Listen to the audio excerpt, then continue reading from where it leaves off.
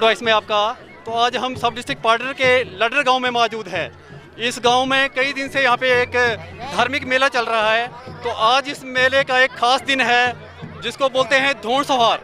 तो अभी हम आपने इस मेले के धोण सवार के लाइव कवरेज दिखाई और हमारे साथ में यहाँ पे इस गांव के लोग मौजूद हैं। इनसे हम जानने की कोशिश करेंगे कि ये परंपरा, यहाँ पे धोण सवार की परंपरा, इस मेले की परंपरा कब से चली आ रही है। जनाब, हम आपसे जानना चाहते हैं कि ये जो मेला यहाँ पे आपके गांव में चलता है, ये परंपरा कब से चल रही है? ये मेले बड़ी पुरानी सनातन जल से चल रही है। यहाँ जो हमारी नव दुर्गे माता है, जो बड़े ऊंचे पहाड़ पर वास करती है, ये जब पहले इसको कुंडल मेले से शुरू होते हैं। उस दिन हम पहले ज़मीन पर जाते हैं, ज़मीन को मत्था टेकते हैं, वहाँ पर फूल पूजा होती है। उसके बाद फिर कुंडल के बाद यहाँ अठोली में मेला लगता है 2 दिन। और अठोली के बाद फिर यहाँ लड्डर में मेला लगता है नव दुर्गे माता, जिसको हम अपनी पार्टी में इंदीप बोलते हैं, जो ऊंचे टाप पर निवास करती हैं। इनको नव दुर्गा कहते हैं। और ये आज ही पूर्णमासी के दिन समाप्त होती है। अब ये परंपरा कब से चली आ रही है, इसके बारे में कुछ बताओ। ये काफी पुरानी देर से चली जा रही है, सदियों से चल रही है। सनातन पर बड़ी पुरानी चल रही है।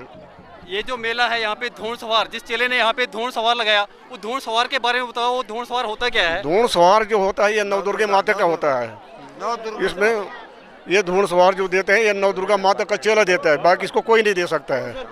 ये उसी को शक्ति उसी को दी है माता ने, उसके अलावा कोई नहीं दे सकता है। इनसे सुना कि कई सालों से, कई सदियों से परंपरा जो है चली आ रही है धोण सवार की, और इस मेले की परंपरा चली आ रही है। लेकिन हम यहाँ पे आपने देखा कि यहाँ के हजारों के हिसाब से लोग इस मेले को देखने के लिए आते हैं। तो इस बीच हमारे साथ कुछ जवान भी यहाँ पे युवा लोग जो मौजूद हैं, युवा हमारे साथ मौजूद हैं। हम इनसे भी जानना चाहते हैं।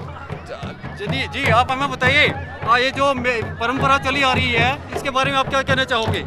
पहले तो स्वागत है बोल्ड वॉइस का, जिन्होंने इस गांव में आकर ये बहुत बड़ी कवरेज दी और अपनी जो सनातन संस्कृति है उसको उजागर रखने के लिए पूरे देश भर में व्याप्त कर रही है।